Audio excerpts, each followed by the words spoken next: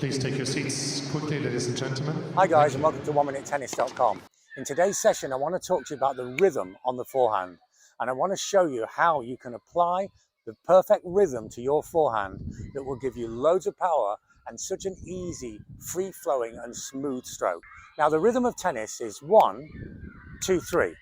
It's not 1, 2, which is how it used to be taught. Tennis used to be taught with 1, 2, but it's 1, 2, 3. It's also not 1, 2, 3. Let me show you what I mean.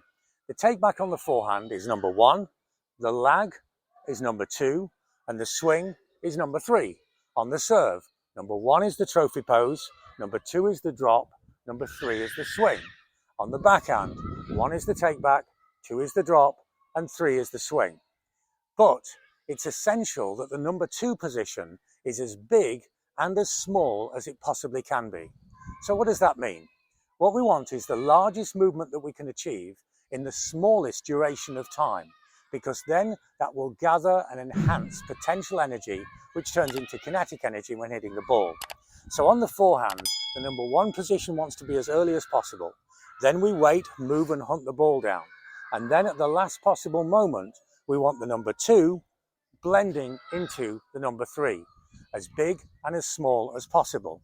If you look at my serve here, then the number 1 position you can see clearly, but the number 2 position, it's actually quite difficult to see because it's happening so quickly.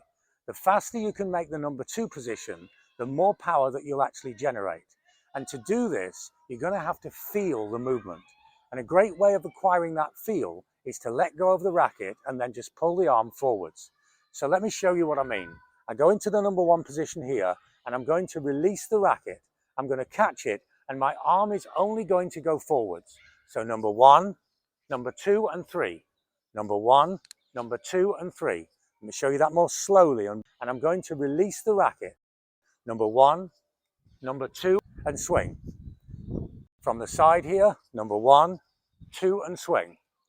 And it's important to understand that all I'm doing with my arm, if I remove the racket, there's my arm here, and now it's just going to go down a little bit and forwards.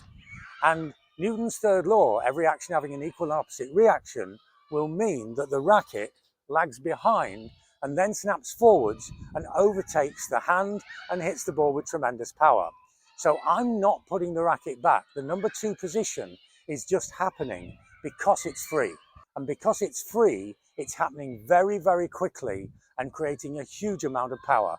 So try this little drill. The number 1 position, let go of the racket, let it drop, and then move forwards. Number 1 position, let it drop, and now forwards.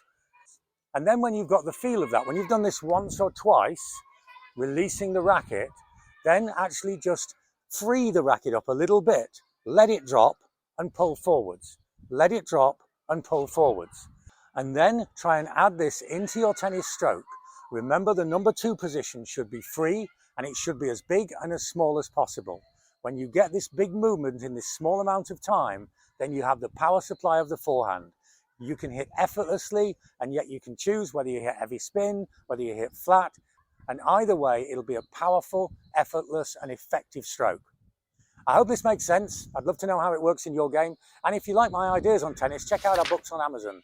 The books cover every aspect of the game and they're broken down into the science, biomechanics, and then super simple solutions to any problems on the court. Or if you want more help personally with your game, check out what we're doing with online coaching. I'm helping players in over 40 countries all over the world with a unique one-to-one online coaching solution.